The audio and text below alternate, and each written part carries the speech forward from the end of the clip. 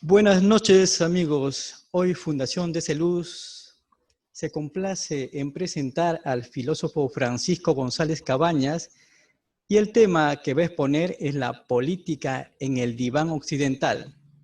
Francisco tiene estudios en filosofía, psicología, ciencias políticas, comunicación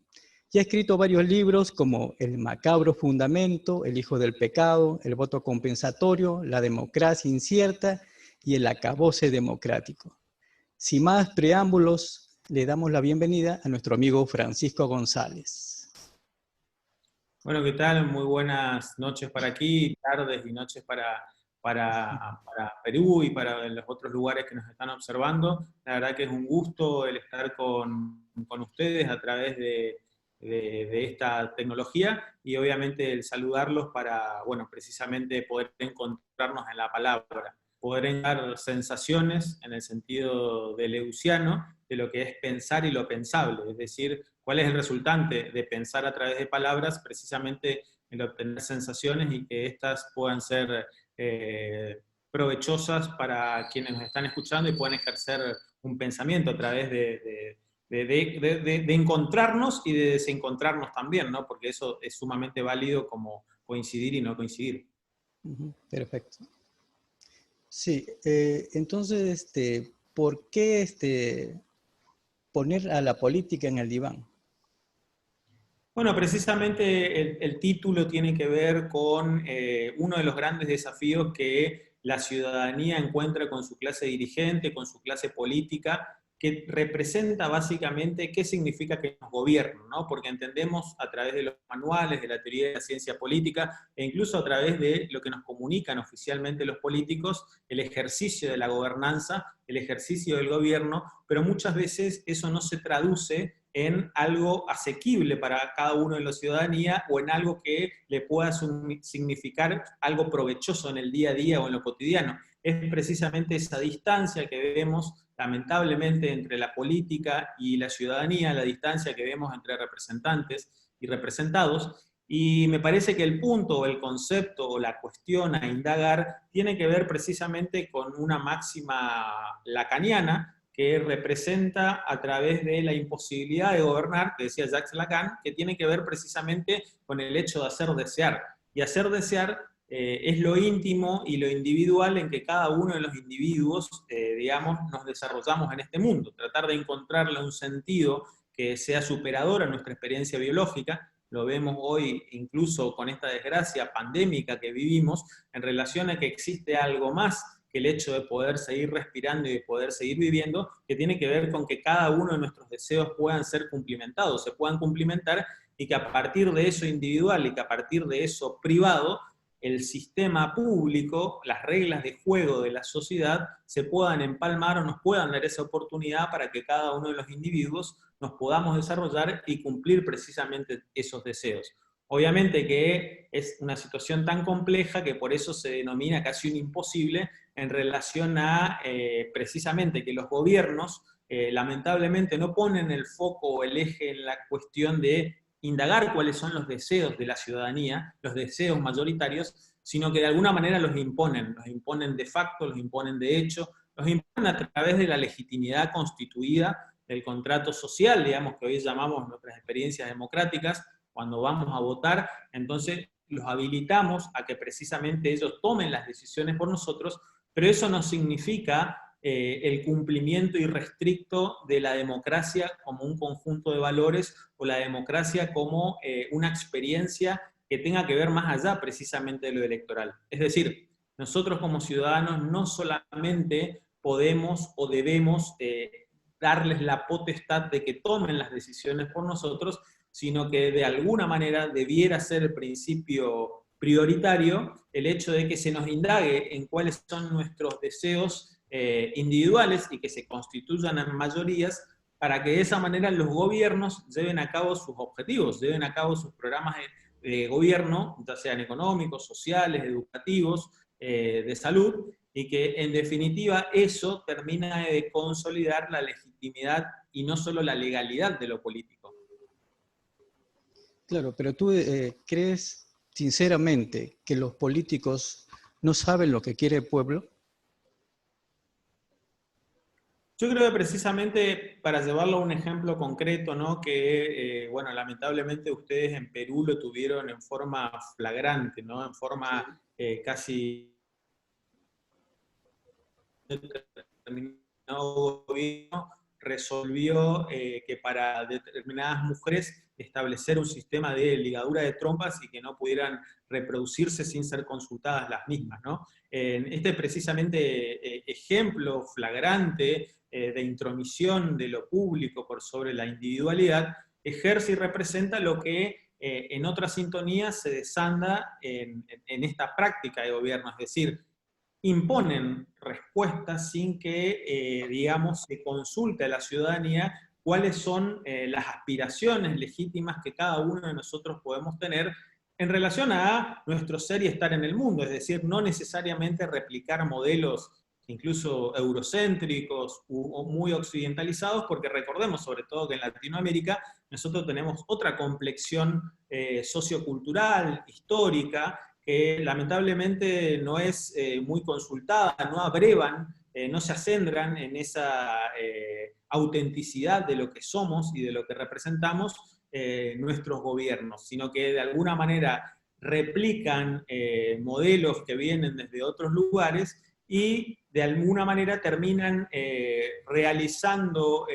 principios de eslogan, principios muy superficiales, en donde supuestamente la pobreza se va a erradicar, en donde supuestamente somos todos iguales ante la ley, o todos vamos a tener oportunidades, y sabemos que finalmente y lamentablemente eso no termina sucediendo, o al menos es la experiencia objetiva que en Latinoamérica tenemos, dado que nos encontramos desde hace décadas, pese a tener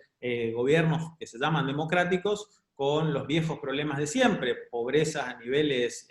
insuperables o ingentes de casi la mitad de la población, dificultades en cuanto a infraestructuras mínimas y básicas para que la ciudadanía pueda alimentarse, pueda desarrollar una vida digna, de tener servicios básicos como acceso al agua, acceso a la luz,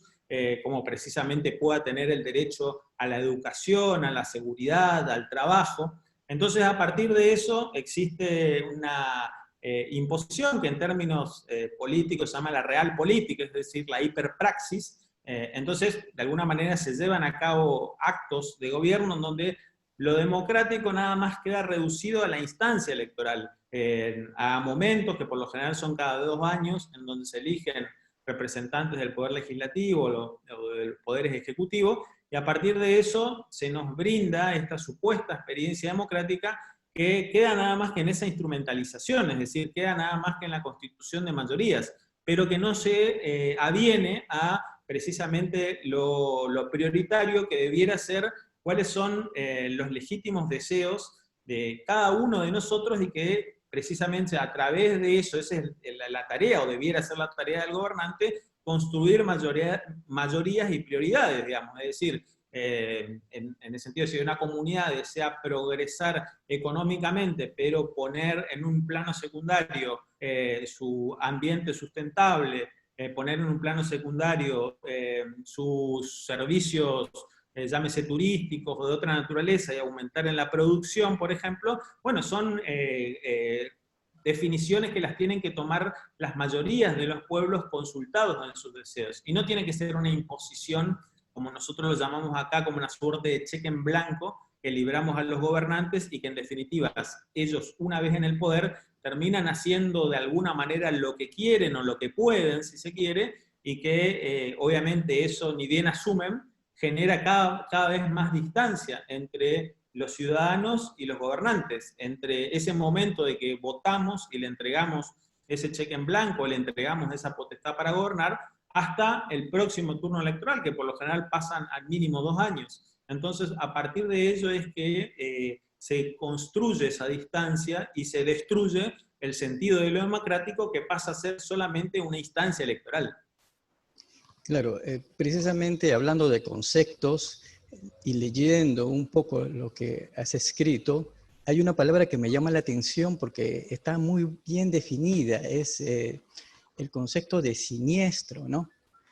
porque de alguna manera está relacionado con todos nosotros, empieza como algo muy familiar y después termina como algo muy escabroso. Precisamente, no sé si en Argentina también se da igual, pero aquí en Perú los políticos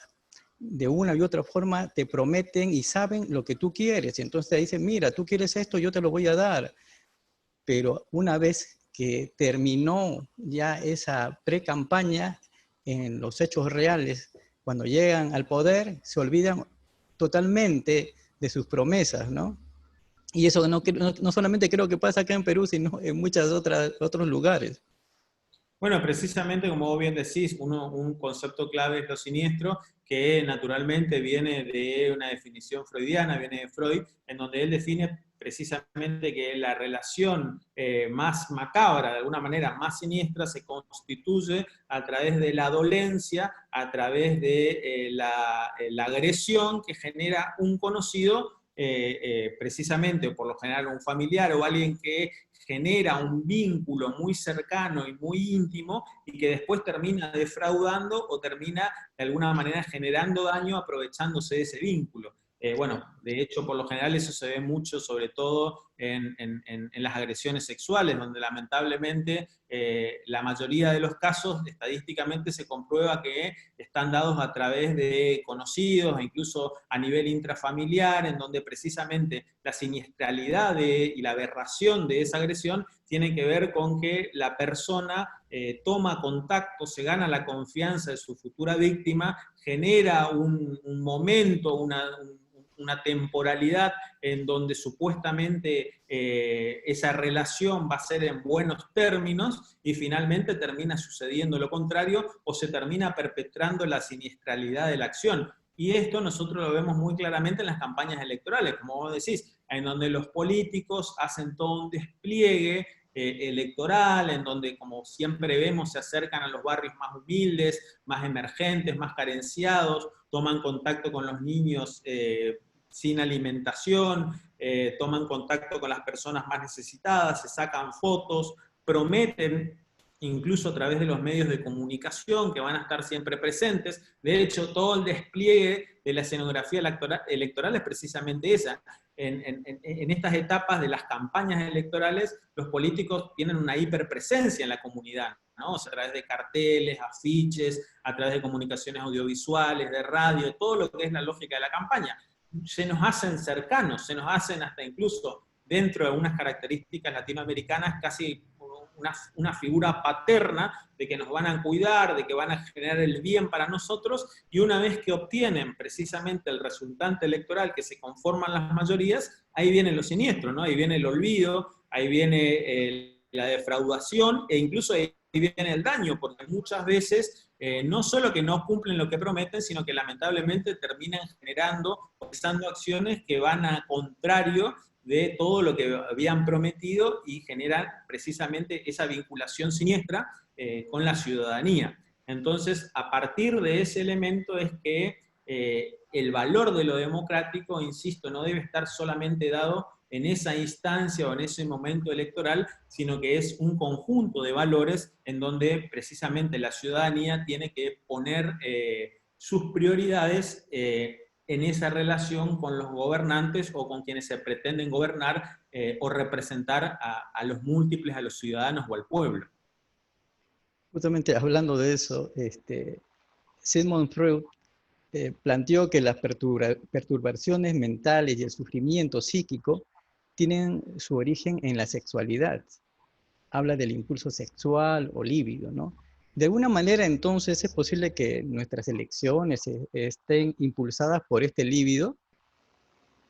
Bueno, precisamente que, como bien señalás, también incluso a partir de eso existen las definiciones freudianas también de pulsión de vida y pulsión de muerte. Y a través de eso es que precisamente en esa pulsión de muerte que se ejerce hay otro elemento que no está trabajado y que me parece importante señalarlo ahora en relación a esta contingencia dramática de la pandemia, porque de un momento u otro nosotros nos levantamos digamos, con la posibilidad inminente no solo de la afectación de un virus, sino también de la muerte como instancia inmediata, como instancia real, como instancia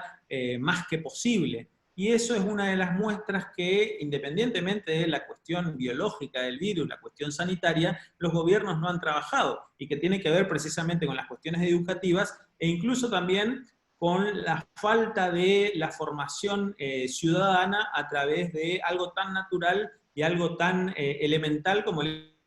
hecho de mitos. Es decir, donde Martín Heidegger dice, bueno, somos seres para la muerte, pero quitándole el drama incluso de la finitud, es decir, asumiendo nuestra propia limitación, como tantas limitaciones que tenemos en esta constitución del ser humano, y en definitiva el poder trazar a partir de esa limitación, a partir de esa cuestión, de esa finitud, elementos que no sean positivos, es decir, si nosotros podemos concebir nuestra realidad finita, podemos vivir el presente incluso con mayor optimismo, con mayor trazabilidad de hacer el bien, no solo por cuestiones espirituales o por cuestiones de convencimiento de índole religioso, sino también por una cuestión de índole ciudadana. Generando el bien podemos realizar o podemos tener una experiencia que sabemos que va a ser finita el tiempo que transcurra nuestra vida, transcurra nuestro acontecer en este mundo. Entonces, a partir de eso es que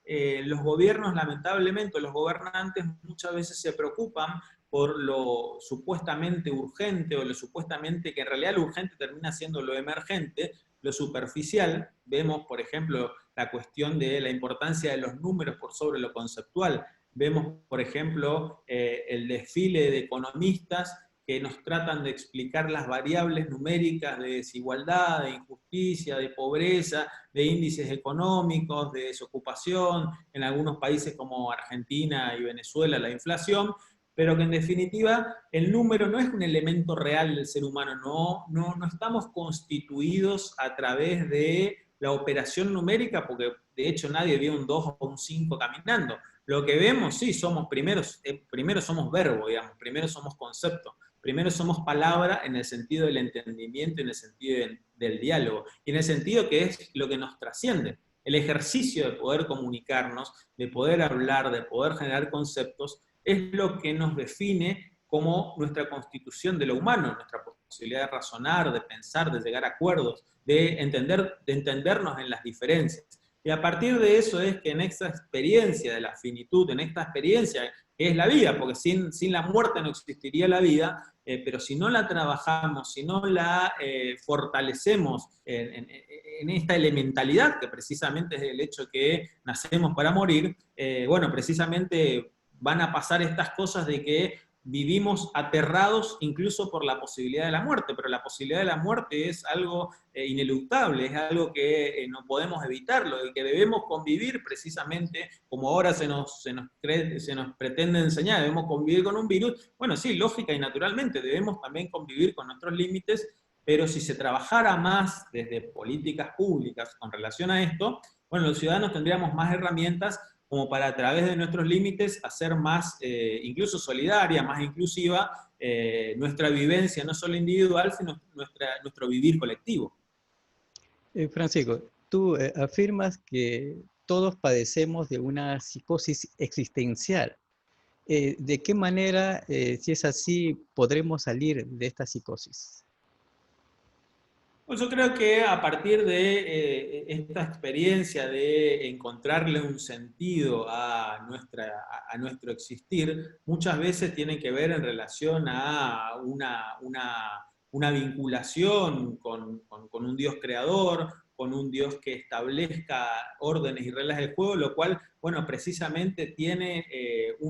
todo un andarivel por donde muchos ciudadanos del mundo se conducen y de alguna manera implementa, ¿no? Lograría poder implementarse esa cuestión espiritual en las reglas de juego de la sociedad, porque convengamos que, sobre todo en la mayoría de las religiones monoteístas, existen, desde que son las más amplias y mayoritarias en esta parte del mundo, surgen también como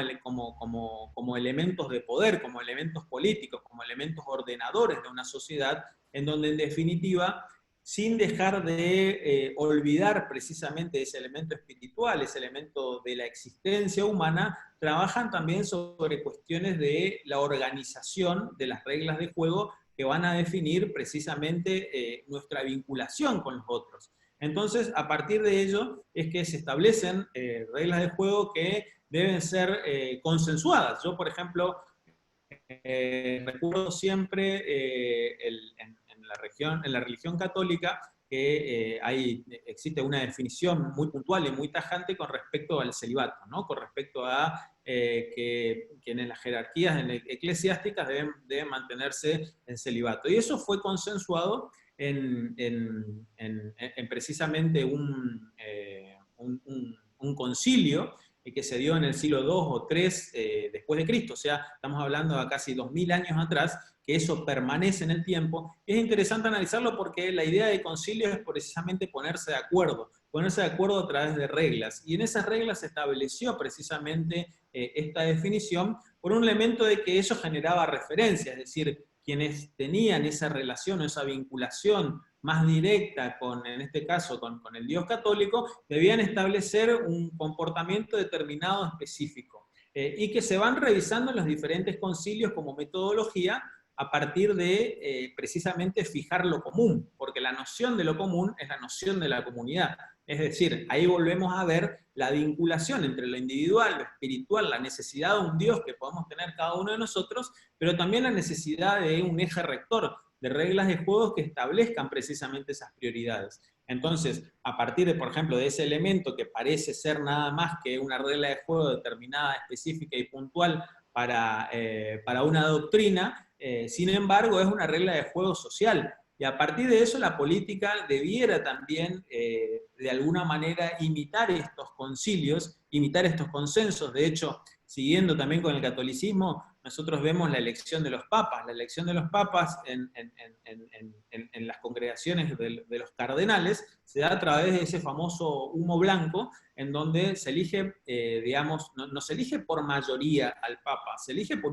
unanimidad. Es decir, los cardenales, hasta que no se ponen de acuerdo, hasta que no se libra el humo blanco, termina saliendo el humo negro, porque no se terminan de poner de acuerdo unánimemente en, digamos, la elección del papa determinado y específico, porque existe esa animosidad y esa predisposición a encontrar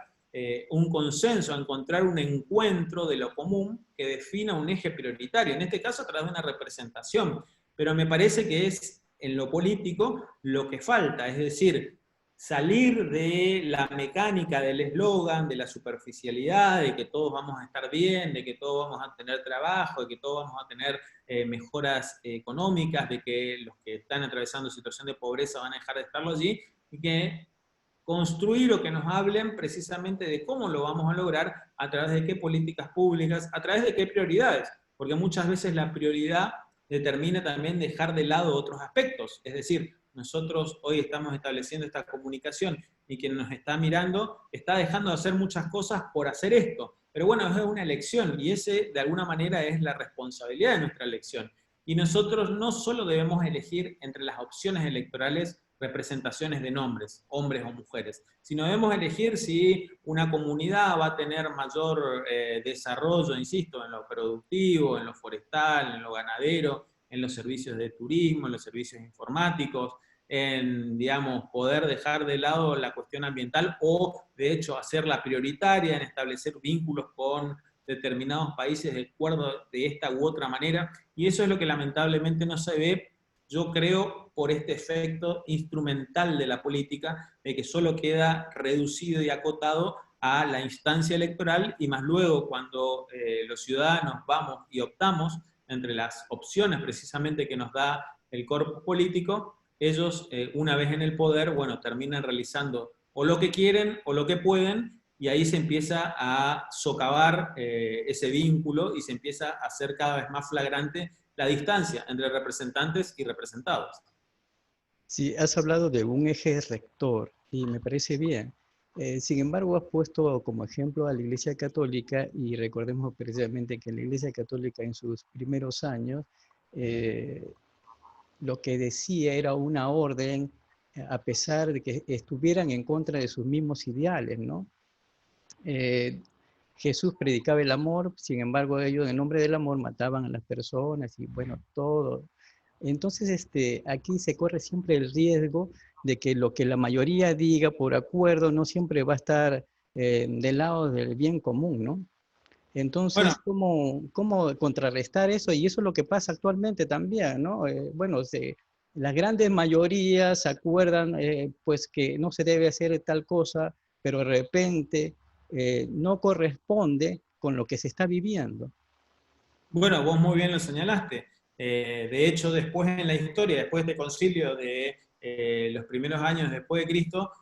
surgen, como vos muy bien decís, muchas disidencias y lamentablemente la institución católica termina generando institutos como por ejemplo la Santa Inquisición, que perseguía disidencias. Después, más luego en la historia, termina de alguna manera persiguiendo también a los reformistas o a quienes tenían otra visión precisamente de esa experiencia de la religiosidad o esa experiencia de la fe en el hombre. Y precisamente todos los caminos terminaron generando en qué? En la pérdida del poder expreso del catolicismo sobre lo público. Aún hoy que de alguna manera es casi testimonial, más allá que en algunos lugares sea simbólico, pero precisamente yo creo que porque abandonaron ese primer momento, esa primera instancia de concilio, abandonaron la palabra, abandonaron la definición de poder volver, de encontrarnos en el desencuentro, y no precisamente en instrumentar la persecución o la violencia o la agresión, que es lo que termina generando, se termina degenerando cuando abandonamos los conceptos, cuando abandonamos la posibilidad de dialogar y de encontrarnos en las disidencias. Actúa precisamente la hiperpraxis, actúa la violencia, actúa lo siniestro y actúan obviamente estas bueno, instituciones que a lo largo de la humanidad han generado tanto dolor, han generado tanta sangre, han generado tanta injusticia y que muchas veces también implica para la víctima la posibilidad de generar también una reacción violenta, que es lo que vemos más luego, antes de las experiencias democráticas, con la reacción ante la experiencia dictatorial. Hemos visto en Argentina, como en muchos lugares de Latinoamérica, la reacción de grupos que en salvaguarda de lo democrático, entre comillas, reaccionaban también con violencia, o incluso también en nuestros propios países, hasta incluso entrados los 80, aún hoy en Colombia, incluso acá en Paraguay también, algunos fenómenos de estos llamados de guerrillas y demás que se toman, alzan en armas en defensas de valores que supuestamente están perdidos. Pero bueno, porque generan a través de esa posición de víctima una reacción de la violencia, o sea, es totalmente contraproducente y no solo que nos imposibilita la posibilidad del encuentro, sino que el problema se termina agravando. Pero la cuestión no pasa precisamente por esa vía, sino pasa porque abandonemos la violencia como elemento de la praxis, como elemento de la imposición, y que volvamos precisamente a esto, a los diálogos, a la posibilidad de encuentro, a la constitución, insisto, tal vez de mayorías, pero que sean más consensuadas, que tengan más que ver con un elemento de lo común, que se consulte la posibilidad de este deseo que podemos tener cada uno de los individuos y que por más que sean diversos, no necesariamente deben ser excluyentes. Es decir, si yo como ciudadano deseo que primero se alimente al pueblo y más luego se lo eduque, tal vez otro tenga en la prioridad la educación y más luego después la alimentación. Bueno, habrá que establecer mecanismos y formas de consenso más amplias para que en definitiva ahí sí el gobierno o los gobernantes elegidos ordenen las prioridades, pero lo que no se nos puede hacer es el hecho de prohibirnos o imposibilitarnos o sacarnos facultades para que nosotros nos expresemos como ciudadanos en nuestros deseos públicos, en nuestros deseos políticos. Y eso es lamentablemente de lo que nos ocurre. Y cuando nos damos cuenta, muchos reaccionamos o reaccionan, se reacciona con violencia, con irascibilidad, con bronca. Eso es precisamente lo que se exhibe cada tanto en las diferentes plazas del mundo cuando hay protestas y se termina agrediendo a la policía, se terminan quemando edificios públicos, y ese tipo de cosas que vemos a diario, porque cada tanto se ve esa defraudación en vivo, en carne, y se actúa desde precisamente inhibiendo la posibilidad de entendernos en el encuentro a través de la palabra. Entonces el remedio, ese remedio inmediato, no pasado por la verbalización, termina siendo peor incluso que la enfermedad. Entonces de alguna manera parece que nos encontramos una encerrona, en un laberinto, en donde lamentablemente muchas veces creemos que podemos tener mayores problemas incluso de los que teníamos. Pero bueno, obviamente está también la esperanza, obviamente que es como facultad del ser humano, que es incluso eso como hablamos al comienzo, la pulsión de vida también, la energía que nos motiva, y que yo creo que tiene que ver con nuestra faz bueno, de superación, de expectativas, del deseo por nuestras generaciones, los que somos padres, los que deseamos en algún momento ser abuelos, de que precisamente nuestras generaciones venideras vivan mejor de la que nosotros vivimos y que la humanidad encuentre mayores lazos solidarios, inclusivos, y que los problemas que siempre van a seguir existiendo se diriman con mayor naturalidad, con mayor ejercicio de la palabra, del verbo, del logos. Francisco, ¿qué podemos esperar de la política, teniendo en cuenta de que no sé cómo, bueno,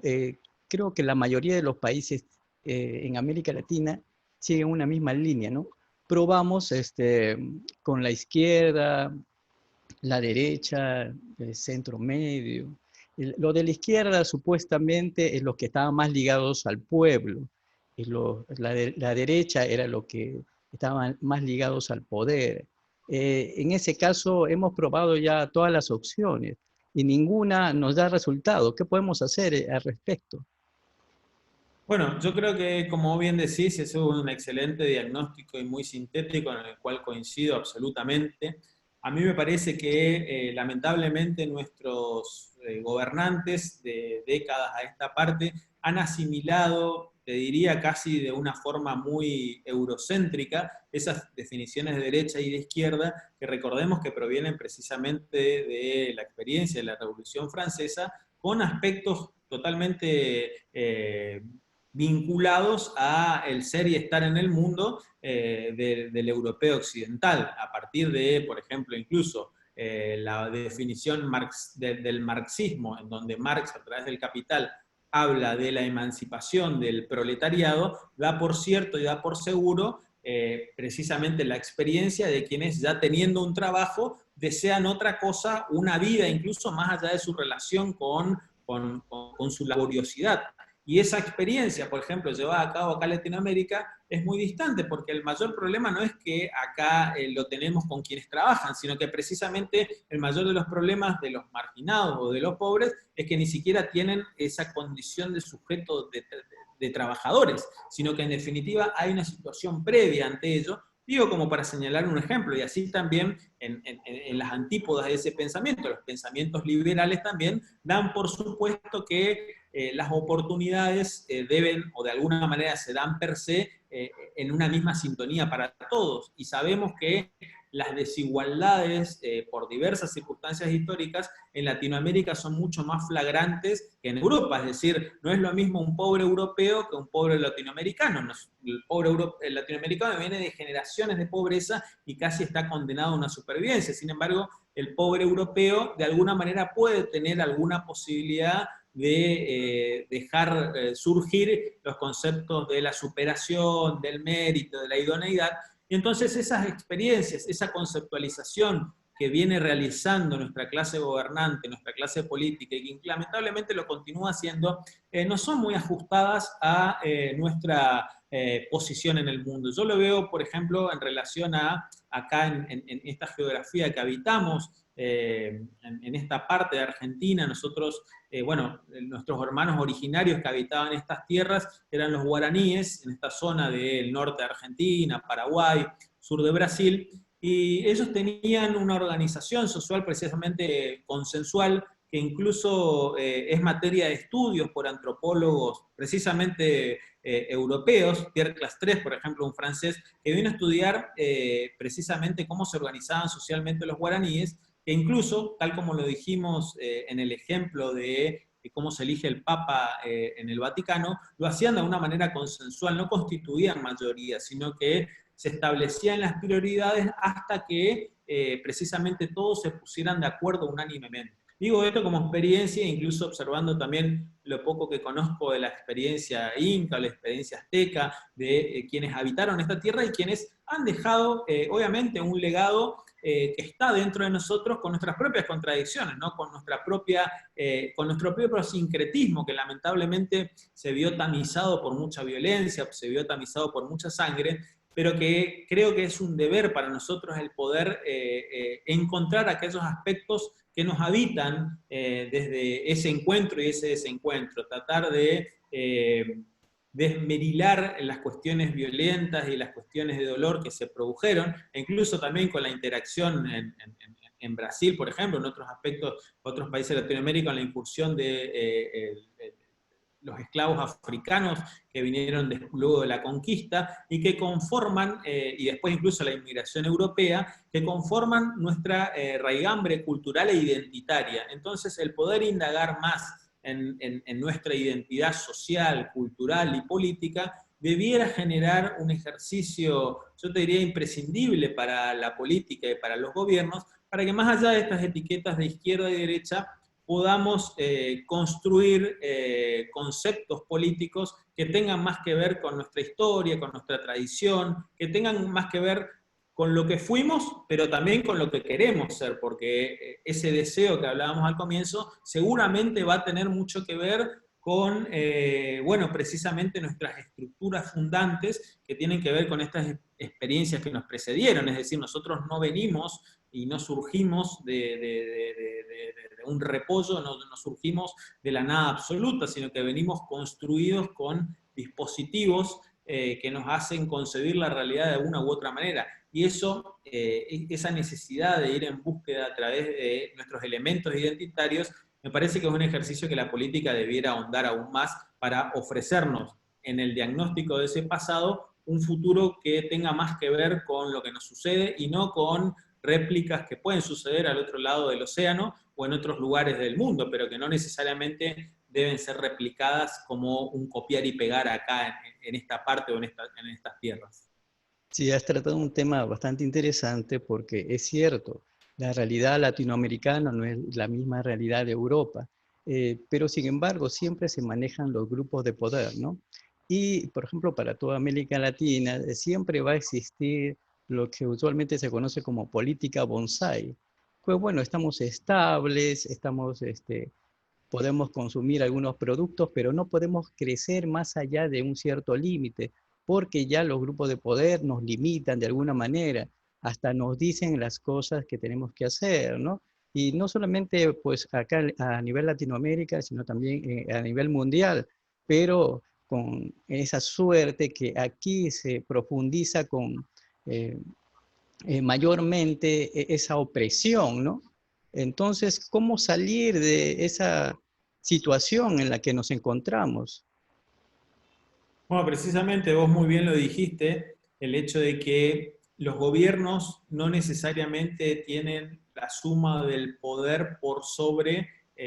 nuestra individualidad. Es decir, hay un sistema de lo público que se ordena, el monopolio de lo público lo tienen los gobiernos a través de precisamente la definición de lo que son los estados de derecho. Nuestra individualidad, cada uno de nosotros, dirime sus aspectos a través de, en estas instancias electorales, el poder desembozar cuáles son nuestras alternativas, nuestros representantes que van a defender supuestamente esos derechos o esos deseos que no están consultados y que no están ocultados por la clase política. Pero sin embargo, nosotros sí tenemos la posibilidad de generar a partir de estos encuentros, a partir de la palabra misma y a partir de ponerlas en valor, los objetivos que cada uno de nosotros lo podemos generar como consenso, podemos llevarnos organizadamente a un encuentro con esa política que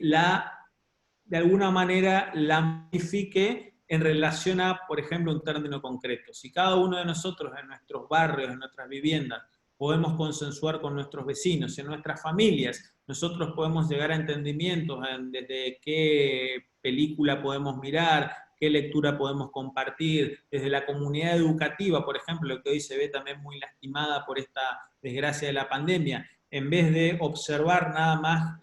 el aspecto negativo de no poder tener un contacto directo entre los educandos y los educadores, pero sí poder establecer líneas de razonamiento a través de lectura de libros, a través de análisis y de comprensión de textos, a través precisamente de esto de lo que nos define como humanos, de en definitiva poder discernir qué es lo mejor para cada uno de nosotros, porque como bien vos decís, si no se nos consulta y nos dejan nada más que frente a la imposición de publicidades, la imposición de deseos que nos habitan y que nos vienen por afuera, tal vez alguien crea que su vida simplemente represente el hecho de trabajar más para tener bienes materiales, por ejemplo, y tal vez en su experiencia eso no termine siendo algo positivo a la luz del día, es decir, por ponerlo, para hacerlo más práctico, yo no sé si a los seres humanos nos hace más feliz tener 2 o 3 vehículos, tener 2 o 3 casas, camisas, digamos, ¿no? O tener 4 o 5 celulares o 4 o 5 computadoras, porque no solo pasa por el hecho de la lógica de la acumulación, sino también de la lógica de la utilidad, porque no solo que eso tal vez no nos haga feliz, sino que además, generando eso, lo que hacemos es mayor destrucción del ambiente sustentable, mayor vinculación de la instrumentalización por parte del deterioro precisamente del ecosistema, mayor precisamente movilidad del individualismo en relación al egoísmo, es decir, antes, hace 10 o 12 años atrás, cuando no existían tantos dispositivos móviles, se daba en cada uno de los hogares a veces esa pelea sana para ver quién manejaba el control remoto para compartir un espacio televisivo de esparcimiento en la familia. Y ahora cada uno, al tener su elemento, de alguna manera se contacta individualmente con lo que desea ver. Y por algún punto puede ser bueno, pero por otro no, porque si bien ahora todos estamos en casa, pero tal vez no estamos tan comunicados porque cada uno genera una relación y un vínculo con ese yo multiplicado, con ese yo viral, digamos, con esa viralización de una organización del vacío que tenemos como sujetos, ¿no? Porque, en definitiva, tenemos esa falta de práctica, esa falta de cultura de contacto con el otro, hace que tengamos miedo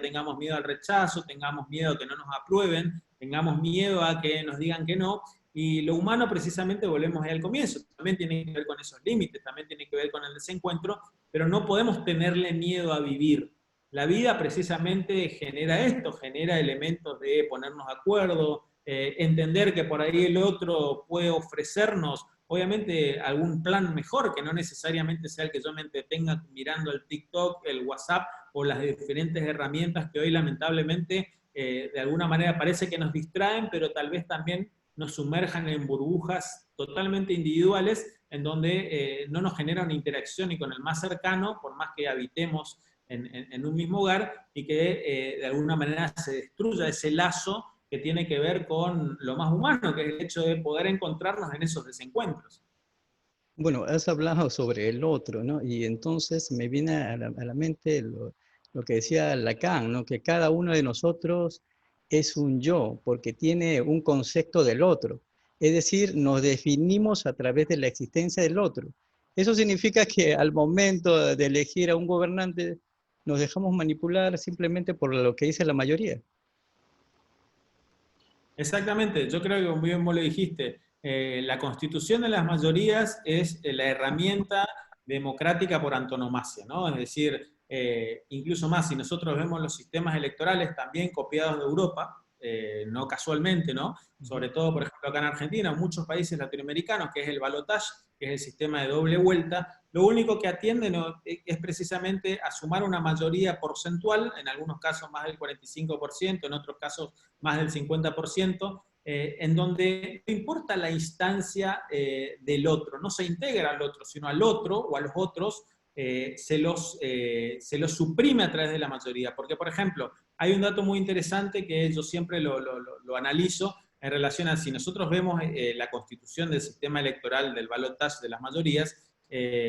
impone que el que, por ejemplo, tenga el 50% más uno de los votos, se lleva un gobierno, se lleva una presidencia, ¿no? Pero ¿qué pasa con el otro que sacó 49%? Es decir, existe una gran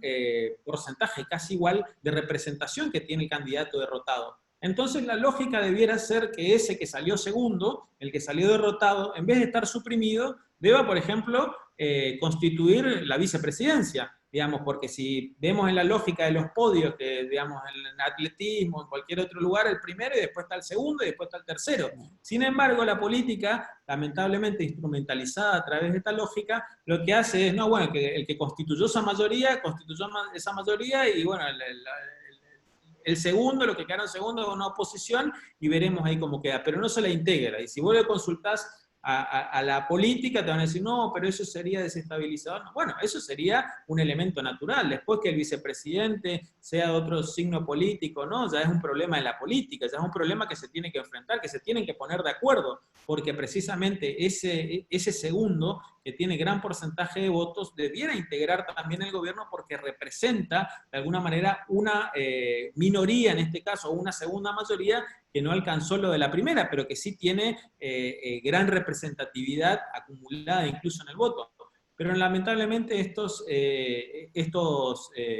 ejes conceptuales que son de tan sentido común y que son tan básicos, pasan por alto, yo creo, por esa lógica, como bien decís, una lógica tan antagonista, de superación, de supremacía y de supresión del otro, y no del entendimiento del otro. Y vos bien mencionabas en el Estadio del Espejo, Jacques Lacan, bueno, precisamente ahí podemos ver esta referencia y reflexión del otro en relación a las pantallas, ¿no? Yo veo el espejo, son las pantallas que tienen precisamente tanto éxito, es decir, a través de los dispositivos móviles, a través de las computadoras y demás, que si bien hoy pueden brindar en esta circunstancia pandémica una relación, pero no es la relación primordial que debemos tener los seres humanos, sino que de alguna manera el reflejo de nuestro yo debe ser en el entendimiento con el otro, no una relación nada más que de la mismidad, sino que la alteridad, es decir, el otro, nos enriquece, porque si no, como bien vos sabés, en definitiva vamos a terminar psicóticos, construyendo realidades individuales que no generan una interacción con la realidad. Entonces terminamos en esta torre de Babel, ¿no? Bíblica, es decir, que todos, cada uno terminamos, de alguna manera, lamentablemente, si vos te analizás, está pasando incluso con estas cuestiones muchas veces de los principios de algunos colectivos que, por ejemplo, imponen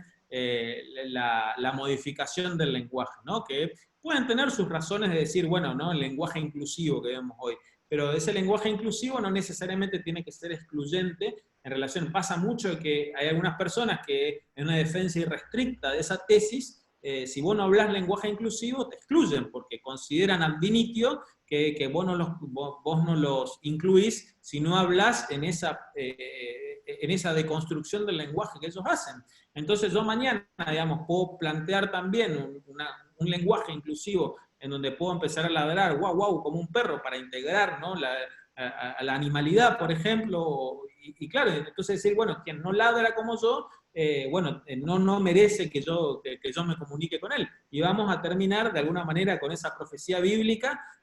cada uno hablando un idioma que va a ser imposible entendernos con un otro. Y ahí es donde me parece que es interesante que sigamos indagando, incluso con el dolor que nos puede generar, de decir, bueno, yo no estoy de acuerdo con vos, yo creo que ese principio tiene que ser secundario, o me parece que no es tan razonable que lo decís, tus argumentos no son sólidos, o me parece que hay otras cosas a tener en cuenta, pero que en definitiva eso es lo que nos constituye como seres humanos, ¿no? El poder entendernos a través de razones y no a través de imposiciones, porque muchas veces la imposición en su condición de víctima no deja de ser eso mismo también, ¿no? Una imposición. Y me parece que, bueno, siempre termina por un lado en donde generamos daño y generamos precisamente este automatismo que nos hace alejarnos de nuestra humanidad. Claro, mira, me está, a propósito de los perros, me está acordando ese refrán que decía, perro que ladra no muerde, ¿no? Y yo muchas veces he creído eso, hasta que un perro que ladraba me mordió. Entonces no siempre lo que uno cree puede ser cierto, ¿no? Se contradice muchas veces con la realidad. Pero tú afirmas también que la democracia no nos es muy útil, ¿no? Eh, pero en realidad nos hemos enamorado de la democracia. Bueno, yo creo que, volviendo a Freud, ¿no? él tiene, bueno, obviamente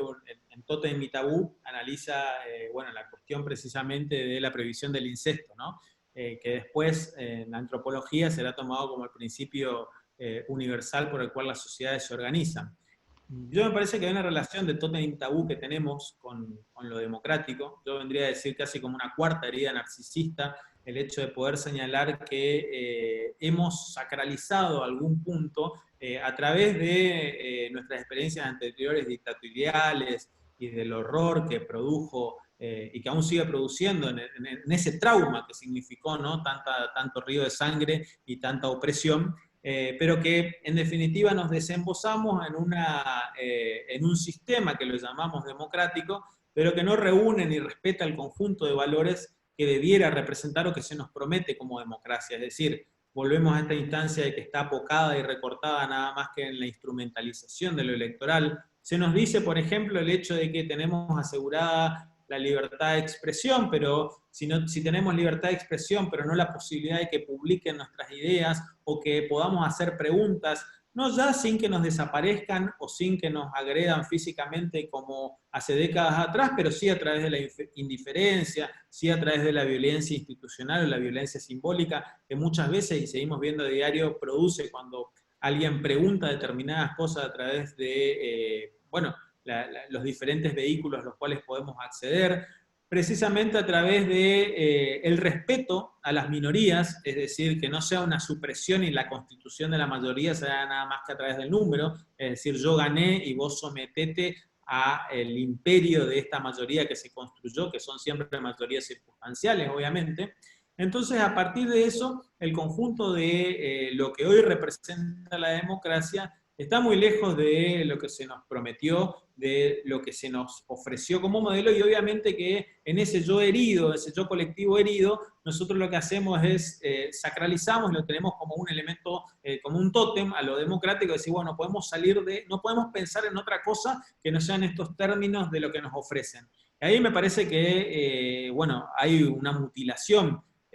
por parte de quienes tenemos la posibilidad de pensar del hecho de decir, no,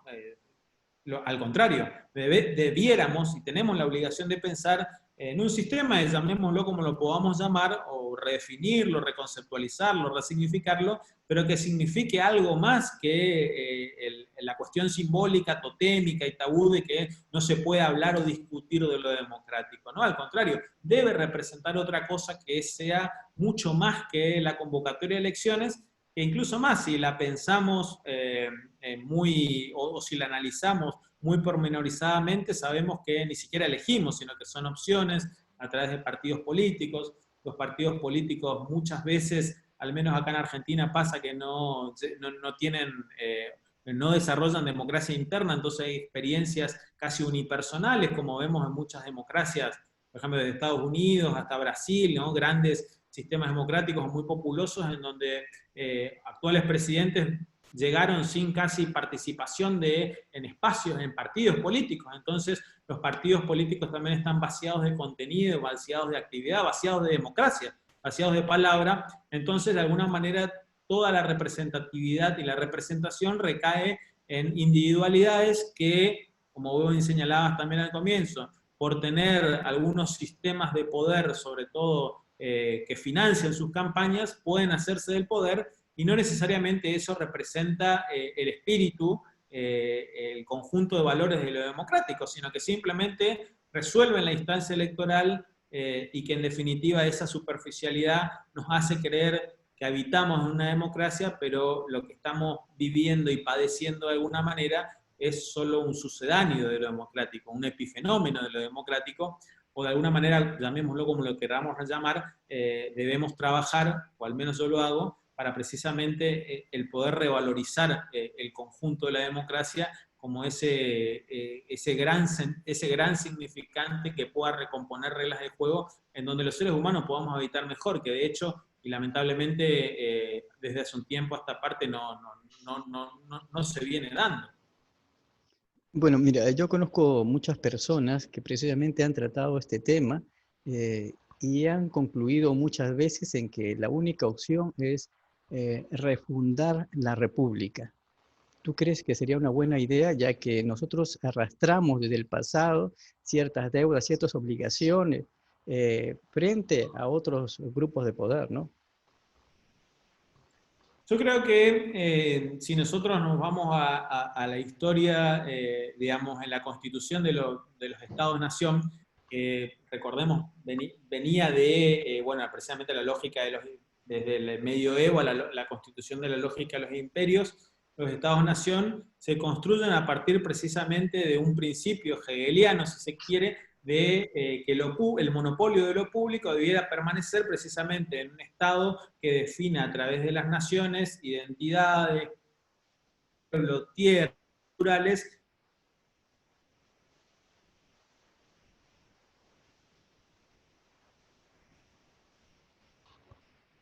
hacen hoy el conjunto de reglas del Estado-nación. Luego, obviamente, eso está acendrado en las definiciones de la Revolución Francesa, de libertad, igualdad y fraternidad, y la sátina democrática de la cuestión electoral. A mí me parece que en esa constitución es en donde nosotros debemos encontrar, como vos bien decís, una búsqueda de nuestras identidades en relación a cómo interactuamos, en relación a lo que somos en el pasado y lo que pretendemos para el futuro. A partir de ello es que podemos establecer elementos que nos hagan entender una nueva noción de lo común, una nueva noción de cómo construimos esa mayoría y cuáles son las prioridades, qué deseamos a nivel colectivo que suceda para que en esas interacciones algunas prioridades se lleven a cabo, más luego otros aspectos secundarios y terciarios. Entonces, y obviamente, dirimir cómo podemos elegir esas prioridades. A partir de eso, se podrá llamar, como bien decís, una refundación de las instituciones de repúblicas o de las vinculaciones que podamos tener con otras culturas. Pero sí lo prioritario y lo primordial es que me parece que las reglas de juego deben ser revisadas en instancias a cuestiones que nos afectan en lo cotidiano, como por ejemplo el poder judicial o la noción de justicia que nosotros tenemos. Lamentablemente vemos también que paradojalmente el poder judicial es en todo Occidente es el menos democrático de los poderes, es decir, sus integrantes no se eligen ni siquiera por elecciones, por lo general tienen ciertos privilegios, como por ejemplo de que no se pueden atener a jubilaciones, son cargos casi vitalicios, en algunos casos, en algunos países como acá en Argentina, ni siquiera pagan impuestos, como el común de los mortales. Entonces, de alguna manera, ese servicio de justicia o ese poder judicial instituido en las repúblicas, que no tiene una conformación democrática, tampoco tiene una legitimidad pública, porque si nosotros observamos encuestas, sondeos de opinión o hacemos una simple consulta en cualquier red social o entre nuestros conocidos, vamos a saber que es uno de los poderes más desprestigiados. ¿Por qué? Porque de alguna manera ni siquiera para nosotros que podemos tener o pudimos haber tenido alguna experiencia de injusticia, precisamente no funciona en el marco de si hemos sido robados, si hemos sido violentados, si hemos sido estafados, y en definitiva de cómo esa comunidad termina penalizando al agresor. Entonces, precisamente, ni esa constitución, ese sentido de justicia, está trabajado. De hecho, lo vemos en precisamente cómo la ciudadanía, ante no sentirse amparada en un servicio de justicia, actúa como reacción, actúa precisamente con venganza. Como decían los griegos en la vieja definición de las erinias, que eran las furias que actuaban como reacción sin precisamente el que se establezca la recomposición del daño. Muchas veces quien me daña debe recomponerme en el daño y no necesariamente yo lo tengo que ver, por ejemplo, sumido en su cesación de derechos, por plantearlo de alguna manera, pero eso tampoco se discute. Y vemos cómo otro de los elementos del poder judicial que constituye nuestra república, lamentablemente, no genera credibilidad para la ciudadanía. Ustedes en Perú tienen también otro hecho muy paradigmático que sucedió hace poco con otro expresidente que decidió quitarse la vida, ¿no? ante un problema judicial, independientemente yo incluso mucho más lejos de poder meterme en un tema así, pero lo que quiero decir es el fenómeno ese de cómo alguien, ¿no? que de alguna manera decide resolver per se una situación en donde está vinculado el elemento del Poder Judicial, el elemento de la justicia, que incluso, y para finalizar, si en realidad nosotros nos vamos a los libros y a la definición, proviene de Montesquieu en El espíritu de las leyes, y Montesquieu en el apartado de ese famoso principio de que el Poder Judicial es precisamente como una especie de contrapeso de los otros poderes, lo dice muy sucintamente, lo dice muy como una idea muy general, incluso termina en ese capítulo diciendo que esa idea que él plantea de contrapeso de los poderes debe ser revisada, debe ser rediscutida. Si uno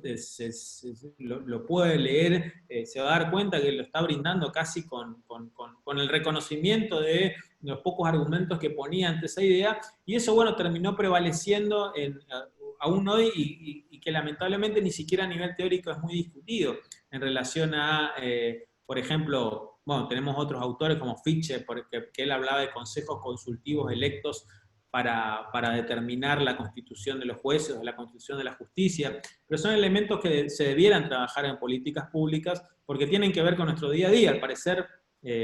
pueden sonar como muy ajenos, muy extraños, muy en abstracto de la justicia, pero a todos nos pasa, ¿no? Cuando tenemos una situación o podemos atravesar una situación de daño, en donde, bueno, precisamente esa noción de justicia debe ser revisada y debe ser recompuesta. Por último, ¿qué piensas del papel femenino en la política? Yo creo que el papel de la perspectiva de género actualmente está cobrando con naturalidad y con naturaleza mucho vigor porque existen una recomposición del lugar en el mundo de la mujer muy saludable desde el vamos, desde el inicio en que obviamente que el hombre y la mujer representan aspectos naturales en la vida cotidiana y en la vida pública y que no necesariamente se resolvieron de una forma ecuánime en relación precisamente a igualdad de derechos e igualdad de oportunidades. Por diferentes circunstancias históricas ha prevalecido el ejercicio de lo público por parte de la masculinidad, por parte del hombre. Ahora, eso no es óbice para que precisamente se libre una guerra, un enfrentamiento entre géneros, digamos. Parece que lamentablemente dentro de esa reivindicación y de esa saludable pugna por la igualdad de derechos, existe también varias corrientes dentro de esa perspectiva muy legítima que pretende reaccionar con esa violencia a la que de alguna manera estaría reaccionando, ¿no? Y que volvemos, como tuvimos en la charla también, que es la forma más desastrosa en donde el remedio termina siendo peor que la enfermedad. Es decir, no puede existir una supresión de géneros. No hay algunas teorías, lamentablemente, que se dicen vinculadas a esa perspectiva de género, imponen o plantean directamente la aberración de la superación de un género por sobre el otro, en supuesta reivindicación de que, como en este caso el supuesto género femenino de alguna manera estuvo subsumido u oprimido por el género masculino, entonces eso significaría y representaría que son un género superior, digamos. A mí me parece que estamos llevando a cabo precisamente, bueno, experiencias que ya conocimos en la historia. Europa al menos se lo conoció en Europa con la eugenesia y con algunos principios que le han generado tanto daño a la humanidad, como la noción de que supuestamente algunas razas eran superiores a otras y todo ese tipo insisto, de aberraciones conceptuales en las cuales hay que tener mucho cuidado en tratar de plantear, separar la paja del trigo, ¿no? Es decir, cuáles son los aspectos que, bueno, naturalmente debemos replantearnos como sociedad, debemos replantearnos como cultura, pero bajo un principio en el cual precisamente esa igualdad no haga que unos sean superiores al otro o que existan una culpabilidad per se, como muchas veces se le quiere endilgar en este caso, al género masculino por determinadas experiencias históricas y quedarnos enredados precisamente en esas complexiones de la historicidad. Parece que es interesante, que es muy dinámico, que es un desafío, que precisamente puede generar ciertas incomodidades, que puede generar ciertas pugnas, pero insisto, los presupuestos mínimos de entendimiento tienen que ser siempre a través de poder encontrarnos en la palabra y encontrarnos en que en definitiva somos todos precisamente con nuestras divergencias, incluso en el físico, nuestras divergencias biológicas,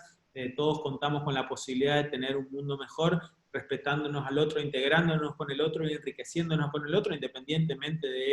del cuerpo en el que venga y del cuerpo que desee, digamos, ¿no? O sea, eso me parece muy claro e interesante, pero que también es un desafío bueno, que naturalmente, que muy saludablemente lo atravesamos en el presente. Bueno, Francisco, ha sido un placer poder charlar contigo. ¿Algunas palabras finales? No, desde ya muchas gracias, felicitar la actividad tuya, de todos los integrantes de la Fundación, estar siempre a disposición, agradecer bueno, a todos los amigos en el Perú, como por ejemplo el doctor Gustavo Flores Quelopana, la Sociedad Santeña de Filosofía, con quienes hemos tenido encuentros también. Yo tuve la suerte de estar en la Universidad Nacional de San Marcos, en Lima, en un congreso de filosofía política, exponiendo algunas ideas que aquí se trataron también, y la verdad bueno, al conocer Lima, en ese caso me sentí muy a gusto, me sentí con una ciudad muy vigorosa en lo cultural, muy atendible en esa sede anfitriona que tiene, una ciudad muy bonita, muy bella, y una cultura sorprendente y con inquietudes intelectuales y culturales que incluso, bueno, muchas veces no se ven ni siquiera en Argentina o en otros lugares. Así que mi mayor admiración, mi mayor agradecimiento y mi predisposición para con ustedes. Aquí en Perú tenemos una palabra quechua que es Tupananchis Kama, hasta que nos volvamos a ver. Nos vemos, amigos. Ok, Gracias. chao.